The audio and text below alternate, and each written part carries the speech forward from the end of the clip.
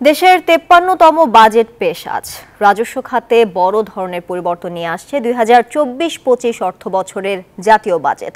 এবার বাজেটের আকার ৭,৯৭,০০০ কোটি টাকা হতে পারে। আজ বিকেলে অর্থমন্ত্রী আবুল হাসান মাহমুদ আলী জাতীয় সংসদে নতুন বাজেট উপস্থাপন করবেন। প্রধানমন্ত্রী শেখ হাসিনার নেতৃত্বাধীন সরকারের টানা চতুর্থ মেয়াদের প্রথম বাজেট। ২০২৪-২৫ অর্থ বছরের বাজেটে জাতীয় রাজস্ব বোর্ডের লক্ষ্যমাত্রা ধরা হয়েছে ৪,৮০,০০০ কোটি টাকা। বাজেট ঘাটতি ২,৫৬,০০০ কোটি টাকা। চলতি ২০২৩-২৪ অর্থ বছরের তুলনায় বাজেটের আকার ৪.৬২% বাড়ানো হয়েছে।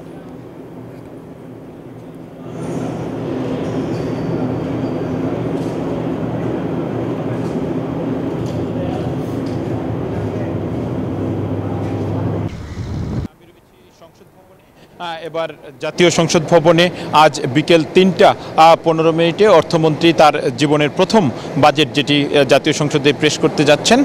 ১৮ কোটি মানুষের জন্য তিনি যে বাজেট প্রণয়ন করেছেন সেই বাজেটটির আকার ইতিপূর্বে আমাদের সহকর্মীদের কাছ থেকে দর্শকরা শুনেছেন যে এটি প্রায় ৮ লক্ষ কোটি টাকা, মানে ৭,৯৭,০০০ কোটি টাকার বাজেট তিনি প্রস্তাব করতে যাচ্ছেন জাতীয় সংসদে। তবে এই বাজেটটি জাতীয় সংসদে উপস্থাপনের আগে কিছু আনুষ্ঠানিকতা বাকি থাকে। সেটি হচ্ছে মন্ত্রিসভায় এটি পাশ করাতে হয়। আজকে প্রধানমন্ত্রী শেখ হাসিনার সভাপতিত্বে, সংসদ নেতা তিনি তার সভাপতিত্বে ইতিমধ্যে সংসদ ভবনে মন্ত্রিপরিষদের বিশেষ যে বৈঠকটি সেই বৈঠকটি শুরু হয়েছে প্রধানমন্ত্রীর সভাপতিত্বে। এই বৈঠকে মূলত আগামী অর্থ বছরের যে বাজেট সেই বাজেটটি তারা অনুমোদন করবেন। বাজেটটি অনুমোদন করার পর সেটি মন্ত্রিপরিষদে অনুমোদন শেষে জাতীয় সংসদে অর্থমন্ত্রী বিকেলে উপস্থাপন করবেন। ৭,৯৭,০০০ কোটি টাকার এই বাজেটে মোটা অঙ্কের একটি ঘাটতি রয়েছে। তবে সেই ঘাটতিটিও অনেকটাই, যেটি বাবু কামরুজ্জামানের প্রতিবেদনে দর্শকরা শুনছিলেন যে সংযমী বাজেট। তো সংযমী বাজেট থাকলেও নতুন অর্থমন্ত্রী তার প্রথম বাজেট এবং তিনি বেশ চাপের সঙ্গে বাজেটটি তৈরি করেছেন। বৈশ্বিক সংকট এবং মূল্যস্ফীতির যে লক্ষ্যমাত্রা তিনি যেটি প্রায় ৯-এর কাছাকাছি বা 10-এর কাছাকাছি পৌঁছে গিয়েছে সেটিকে তিনি ৬.৫% আটকে রাখার একটি চ্যালেঞ্জ নিয়েছেন।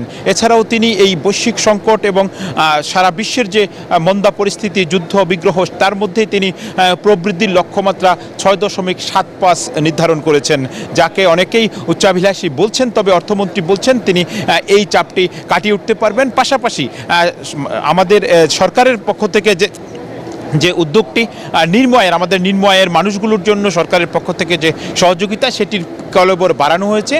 সরকার সেটি বাড়ানোর পরিকল্পনা করেছে। এই বাজেটে নির্ময়ের পর মধ্যমায়ের যারা মানুষ, নিম্ন মধ্যমায়ের যারা মানুষ, তাদের জন্য সরকারের পক্ষ থেকে মানে ভর্তুকি মূল্যে, ন্যায্য মূল্য নয়, ভর্তুকি মূল্যে তাদেরকে সহায়তা দেওয়া হবে। সেই সহায়তার পরিধিও বাড়ানোর পরিকল্পনা এই বাজেটে থাকছে। তবে কর আরোপ হতে পারে।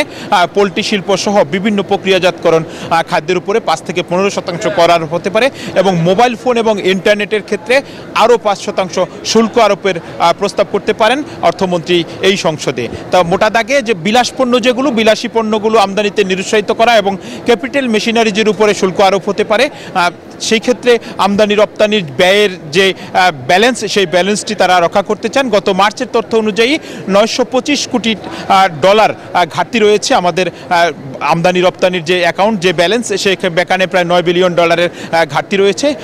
সেইটিও তিনি কাটিয়ে উঠে আগামী অর্থ বছরে সেই চ্যালেঞ্জ মোকাবেলা করে সুখী, সমৃদ্ধ, উন্নত এবং স্মার্ট বাংলাদেশ বিনির্মাণের পথে নির্বাচনী অঙ্গীকার অনুযায়ী এই সরকারের তিনি এগিয়ে যেতে চান। অর্থমন্ত্রী এই পরিকল্পনা নিয়েই বাজেটটি উপস্থাপন করবেন। তানিয়া, এই ছিল জাতীয় সংসদ ভবন থেকে আমার কাছে বাজেট নিয়ে সর্বশেষ তথ্য।